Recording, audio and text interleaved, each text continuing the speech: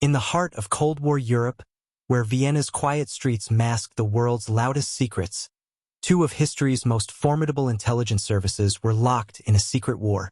Not America and Russia this time, but Israel's Mossad and the Soviet KGB. Their battlefield? Cafés, consulates, and train stations. Their weapons?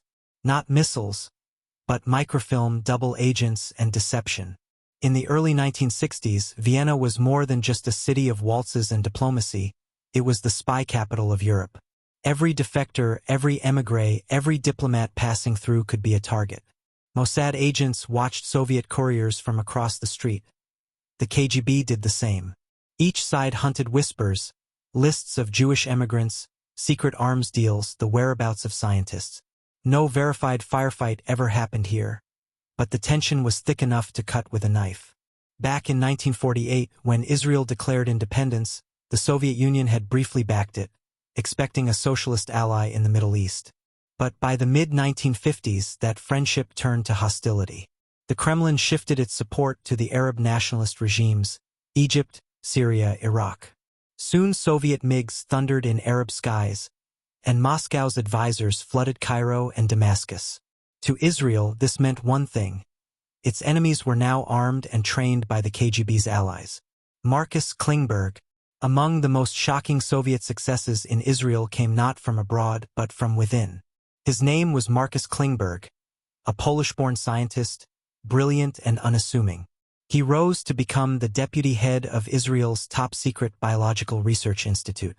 But for nearly 30 years, Klingberg passed classified material to the KGB. He was finally caught in 1983, his betrayal so sensitive that the trial itself was hidden from the public for over a decade. When the truth surfaced, it revealed how deeply the KGB had reached into Israel's defenses. In the early 1960s, Mossad went on the offensive. The mission was called Operation Damocles. Its targets? German scientists secretly helping Egypt build missiles, under Soviet guidance. Mossad agents tracked them across Europe, sending warnings, sabotaging labs, and sometimes arranging accidents. It wasn't about revenge, it was about survival. For the first time, the KGB realized Israel could strike beyond its borders. All through the Cold War, Mossad and the KGB shadowed each other in Europe's gray zones: Vienna, West Berlin, Zurich. Mossad hunted Soviet weapon blueprints and shipping manifests bound for Arab militaries. The KGB planted agents among Jewish immigrants, hoping to sneak spies into Israeli institutions. Sometimes, couriers vanished. Sometimes, coded messages went unanswered. It was an invisible duel, one where silence often meant success. Then came 1967, the Six-Day War.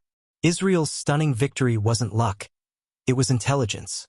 Not through sabotage of Soviet systems, as some myths say, but through interception, deception, and human sources. Mossad's network had studied Soviet military doctrine, Arab tactics, and communications. When the war began, Israel struck first, knowing exactly where, when, and how the Arab forces would move.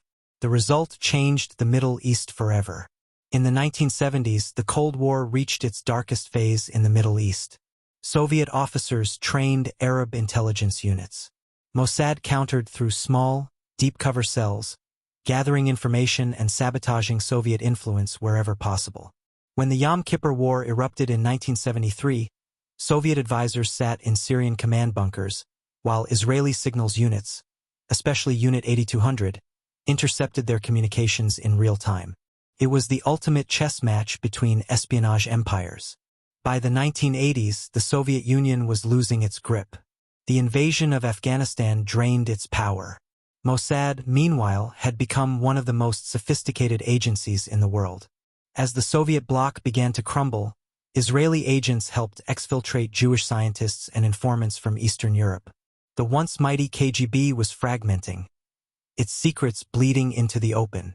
Some of its former officers would later collaborate with Israel against new enemies: terrorism, nuclear proliferation, and cyber threats.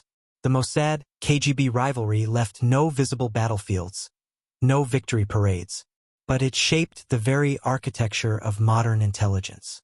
Israel learned the cost of internal betrayal and built one of the world's toughest counterintelligence systems. Russia inherited the KGB's obsession with control, deception, and active measures, tactics that still echo today. What began as a duel in Vienna cafés now lives on in cyber operations, surveillance, and influence wars across the globe. In the end, there were no medals, no monuments, just archives full of redacted pages and lives lived under false names. The Mossad KGB rivalry was never declared, but it was very real. A secret war fought in silence, whose echoes still shape our world today.